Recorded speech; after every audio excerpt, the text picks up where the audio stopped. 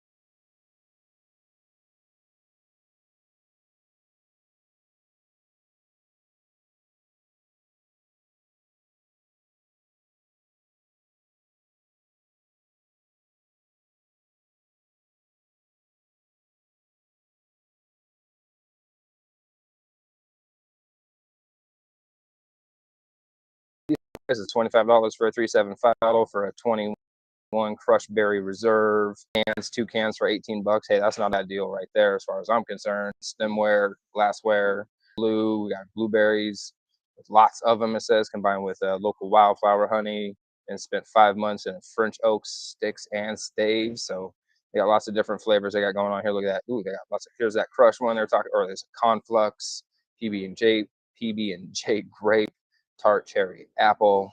So scope out these cats there at the Antelope Ridge. Give them a hey, congratulations for turning two, and check out that Vino shipper for some of these new bottles to hit probably after the anniversary party, if there's anything left. Also, new bottles coming out this week. We got Lost Cause having a double barrel hexa. That is a double bourbon barrel aged, amazing, delicious liquid. It says it's in the year. Then see here, this is the last of our Hoxa, perhaps the best they ever had. So it's a black currant and raspberry mead with vanilla aged in bourbon barrels for 17 months. And it's sitting at a 16%. I did have this one at the membership party, so this one is amazing. I highly recommend picking a bottle of that up. If you haven't had anything from Lost Cause, this is a great one to get into the complexities of some of the gnarly, crazy stuff that they do. So Lost Cause double bourbon barrel aged Hexa, ready to go for you. So yeah, new bottles over at Moonjoy Meadery there in North Carolina, I believe, in Lenore, North Carolina. If you all know where that at, I believe they're up in the northwest corner of the state. Looks like they got a boysenberry mead here, a boysenberries lemon wine with natural flavors. Of course, you gotta have that natural flavors on there. Of Freya's Roses. So that's a pomegranate with rose petals, lime, and ginger root. And then a Hawthorne Sun. So that's a watermelon habanero mead. I've not had many habanero meads when they're really good, though. But when they're really good, they're good. But when they're not, some of those get kind of gnarly. And not really my thing, gnarly meads that have peppers in them, because it can lead to some serious heartburn and some serious acid reflux and indigestion and whatnot. Um, one thing I did stumble across that I wanted to share with you guys as well is the cats over at Hive Mind Meadery have teamed up with a group called Save It for the Shore, which is a boating and alcohol awareness thing. Don't boat and drink. And while it didn't, have anything to do with bottle releases or clubs or anything, it's definitely some good PSA out there, because it is getting ready to be summertime. A lot of us can be out there in places where there is water, where there are people out, drinking mead and drinking whatever they're going to be doing. So just remember, uh, do your thing, but keep the drinking in the machinery and everything. Keep that all separate. Let's everybody go home, fingers and toes, and you know what? Let's just everybody go home. To their families and everything like that. So drink and boat, and do all those things safely together. Keep them at the appropriate places and times from each other. So one of the also things I wanted to touch on as well is going to be the fermentation frenzy. We're going to get into the competitions. I do like to focus on some competitions that are a little more obscure, a little less known, maybe not have as many entries in them and stuff. Last week I did talk about the fermentation frenzy on here, but I did want to just bring them back in here as well, because the deadline is coming up rather quick. So coming up on Sunday, July 9th, you need to make sure you have your accounts created and all that stuff. Beer judging is on the 29th of June. Make sure your entries and everything are all in there by July 9th. So we are less than a month away from that. You got $10 entries. Looks like they've got all the a good chunk of styles here. So that's pretty much all the styles, everything like that. I didn't see if we can go back over to the homepage, see how many, whoops, man, I'm gonna get the hold of this. Need to get a new mouse. You have 74 entries, 38 paid entries. So those are the ones that count right now. So far you have a confirmed 38 entries of a total 150 for the competition. So that was a relatively low number. So remember, I do suspect a lot of these cats come, closer to that due date of the 17th of June to have your entries paid for. Or no, that's today is the 17th, sorry. Once you get closer to that date of the July 9th, I'm imagining a lot of these numbers will come in, and that'll bolster that up quite a bit. So I want to make sure to keep your eyes on that. But still, we're not even just for entries, you're not at 50%. So that one's a good one to hit on. So that's why I wanted to focus on that fermentation frenzy and the $10 entries. I believe we go back over to the info page. Yeah, $10 entries, Sunday, July 9th. Make sure to get those all in there. I didn't see how many was the maximum you can enter, but it's at 2 entries per person. So pick 2 categories, get yourself some meads in there, spend some money, win some spend some money, win some prizes potentially. We already talked about the Hive Mind one.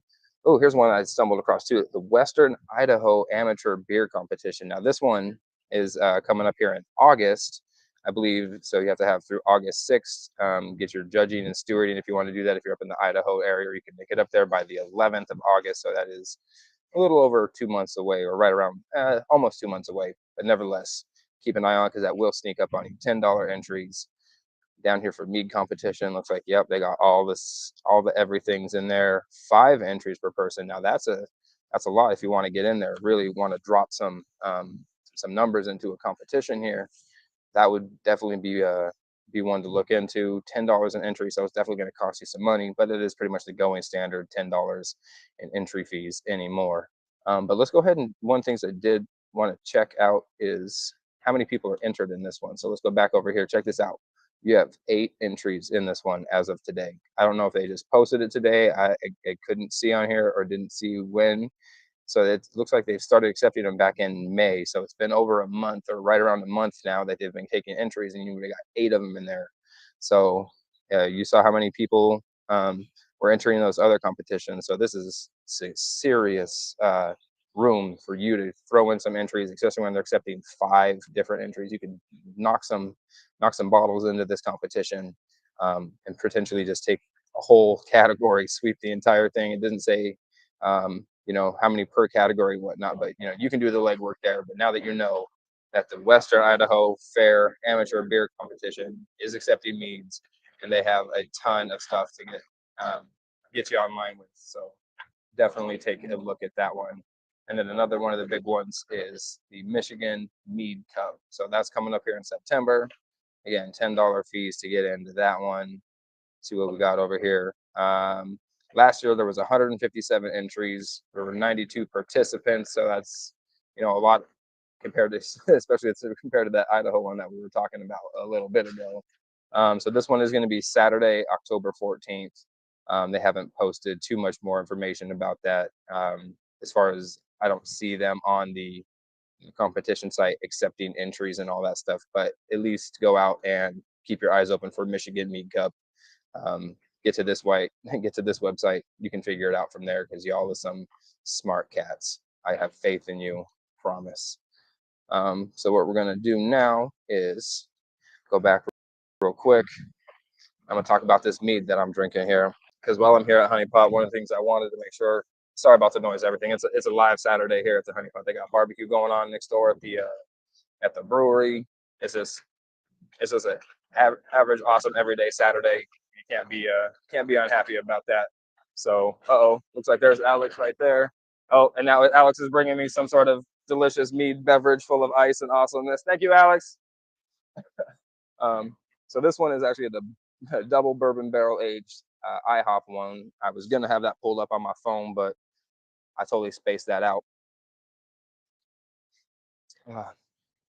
Ooh, holy Christmas, that is delicious. But what I can do is pull that up here on the Untapped while I'm talking to y'all because I definitely want you all to know what's going on with this one. Now, here at Honeypot, they have a series called the IHOP series, or it's all like these pancake, blueberry flavored ones.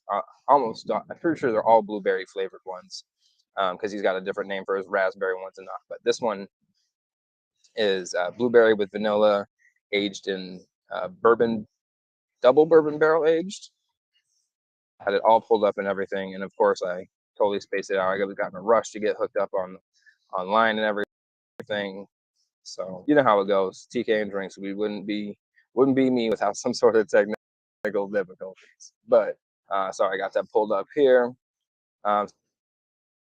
This is in honor of pancake. So it's an orange blossom honey mead with blueberries and vanilla is the base. And then they do all sorts of different adjuncts. They have different barrel aged ones. They have double barrel aged ones. They got gin barrel aged, bourbon barrel aged, double in them sometimes. And then they did a couple different spinoffs. They got one that they add in that they call Bottle Share Hero. So if you're ever here in Anaheim or you know somebody's got one of those bottles, definitely check those out because it's just a really intense, nice. I mean, look at the amount of saturation of color that's in there, deep, dark. And I just you can't even say this is like purple. It's like black on of like midnight red. I mean, that's not even a real color. I just had to like make it up because this is something that like I've never really even seen before. It's so intense, and it's got every bit of punch of the bourbon barrel in there. It's got this strong tart blueberry character that's balanced out with the honey. You get the vanilla in there, adds a light pinch of spiciness, that creaminess that comes from the vanilla. Wonderful mouthfeel, lingering characteristic. Ooh, like I said, nice dry on the end from the barrel aging process. Get that like tingly warming from the bourbon in there. That's a real winner in my book. That is absolutely one of my favorite ones. Blueberry vanilla mead and aged in bourbon barrels. So it's not a double bourbon barrel one. That was a different one I was talking about. I got that mixed up with that Lost Cause I was talking about earlier. But so that bourbon barrel one there is amazing. Bourbon barrel, IHOP. Look into those for your bottle share or for yourself or anything like that because they are definitely delicious. And I don't know what this one is, but ooh, it's like a nice lightly carbonated like blueberry. Now after that, I probably should have rinsed my palate first with a nice neutral water to clear off all that sugary, syrupy, delicious IHOP pancakeness off of there. So this one, I'm definitely getting more blueberry. Ooh, not really sweet, kind of on the semi-sweet side. Nice and sparkling and bright. I would say it's some sort of blueberry, maybe some blueberry lemon in there.